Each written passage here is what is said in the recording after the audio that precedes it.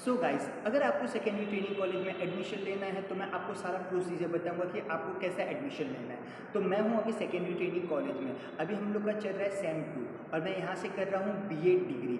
Like ये है ना 12 के बाद 4 साल का कोर्स है और ग्रेजुएशन के बाद 2 साल का कोर्स है। तो मैं ग्रेजुएशन के बाद 2 साल वाला जो कोर्स है वो कोर्स कर रहा हूँ सेकेंडरी ट्रेनिंग कॉलेज से। तो अभी इस कॉलेज में एडमिशन कैसा ले। सो आपको बेसिकली सबसे पहला तो है ना अपना ग्रेजुएशन कंप्लीट करना है। ग्रेजुएशन कंप्लीट करने के बाद आपको है ना सीईटी बीएड का एग्ज़ाम देना है। उसमें आपको है ना कितना भी स्कोर है चलेगा, मेरे हिसाब से तो चलेगा। आपने सीईटी दिया, फिर कैप राउंड में आप है ना यहाँ पे है ना इस कॉलेज का अपने है ना कैप राउंड में नाम डाले कि आपको इस कॉलेज में एडमिशन लेना है। फिर जैसे आप नाम डालोगे तो पहले राउंड में आया तो आया, बट नहीं आया तो कोई बात नहीं, सेकेंड राउंड में भी अप्लाई करो, सेकेंड राउंड में भी आएगा आपका। अगर नहीं आया तो भी कोई बात नहीं, थर्ड राउंड में भी आप कर सकते हैं। अगर जब आपका आएगा ना तो आपको सबसे पहले क्या करना है, यहाँ पे आके सारे फॉर्म सबमिट करना है। बट उसमें एक इश्यूज़ है। इससे पहले मैं है ना एक कोई प्राइवेट कॉलेज थी, उसका नाम मुझे एग्जैक्टली याद नहीं आ रहा है, प्राइवेट कॉलेज थी, वहाँ पे मैं है ना अपने सारे डॉक्यूमेंट्स लेके गया था। तो उसने है ना डॉक्यूमेंट्स देखा और उसने मेरे को बोला था कि है ना हाँ आपका एडमिशन हो जाएगा। मैंने उसको बोला कि अच्छा ठीक है, मैं यहाँ पे भी देखता हूँ और मेरे को है ना गवर्नमेंट कॉलेज है जो सेकेंडरी ट्रेनिंग कॉलेज, वहाँ पे भी है ना मेरा नाम लगा तो मैं वहाँ पे भी जाके देखता हूँ। तो उसने मुझे बोला भी था कि है ना आपका यहाँ पर एडमिशन आराम से हो जाएगा, बट अगर आप वहाँ पे जाओगे ना आपका नाम आ चुका है बट तो भी आपका एडमिशन वहाँ पे होना बहुत मुश्किल है। तो मुझे लगा कि ऐसे ही बोल रहा है। फिर जब मैं यहाँ पे आया ना तो यहाँ पे लोग हर एक डॉक्यूमेंट चेक कर रहे थे अपना। अगर आपका नाम का भी इशू है तो भी आपका एडमिशन नहीं होगा यहाँ पे। मेरा तो है ना कन्वर्जन सर्टिफिकेट पे है ना कुछ 85 समथिंग परसेंटेज था, और जो मैंने है ना क्या और जो मैंने फॉर्म फिल किया था ना कैप राउंड में, उसमें मैंने 83 या 82 लिखा था। तो उसकी वजह से मेरा उसने बताया कि ये देखो आपको जो कैप राउंड में है परसेंटेज और जो रियल में परसेंटेज है वो दोनों मैच नहीं कर रहा है, इसके लिए आपका एडमिशन नहीं हो सकता। आप सोच रहे हो, यानी कि बल्कि मेरा परसेंटेज मेरे ज़्यादा ही थे और जो मेरा कैप राउंड का फॉर्म था उसमें कम था, तो भी लोग ने बोले कि एडमिशन नहीं हो सकता। तो ये गवर्नमेंट कॉलेज में हर चीज़ का है ना आपका चेक करेंगे, ए टू जेड चीज़। इवन डोमिसाइल भी आपका होना चाहिए मुंबई का, यानी कि महाराष्ट्र का आपका डोमिसाइल भी होना चाहिए। क्योंकि जब मैं एडमिशन यानी कि सेकेंड राउंड में मेरा हुआ था तो भी बट ये क्या बोलते हैं कन्वर्जन सर्टिफिकेट में मेरा अलग परसेंटेज था और रियलिटी में अलग था, इसकी वजह से एडमिशन मेरा हुआ नहीं।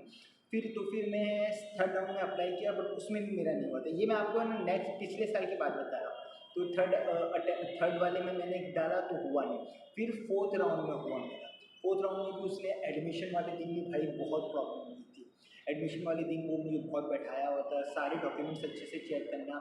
इवन डोमिसाइल क्या हो गया था मैम, मेरा तो एक इशू हो गया तो उसने उस टाइम पे भी बोल दिया कि आपका एडमिशन नहीं होगा। अब मेरी बात लगी पड़ी कि भाई ऐसा कैसा नहीं होगा, क्यों मैम।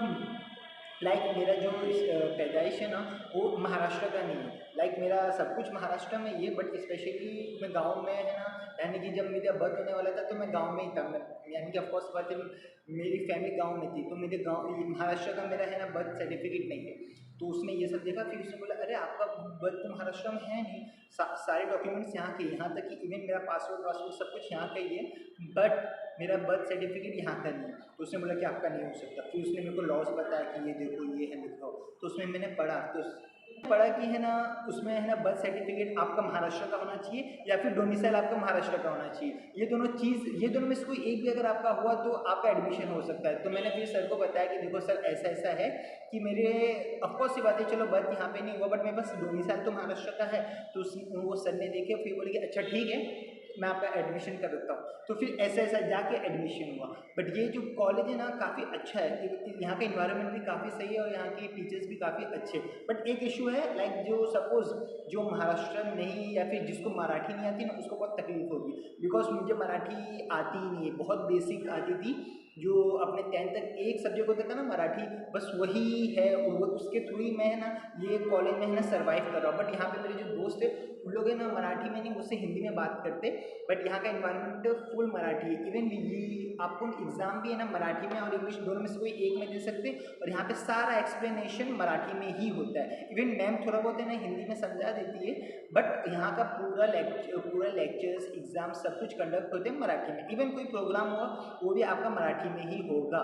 तो इसके लिए आपको अगर ये कॉलेज में एडमिशन लेना है तो आपको पूरा देखना पड़ेगा कि है ना कैसा आपको यानी कि मैनेज करना है। अगर आपको मराठी आप चाहते हो कि हाँ मैं मराठी में सर्वाइव कर लूँगा, तो आप यहाँ पे एडमिशन ले सकते हो। और यहाँ का है ना, यहाँ पे 50 सीट थे।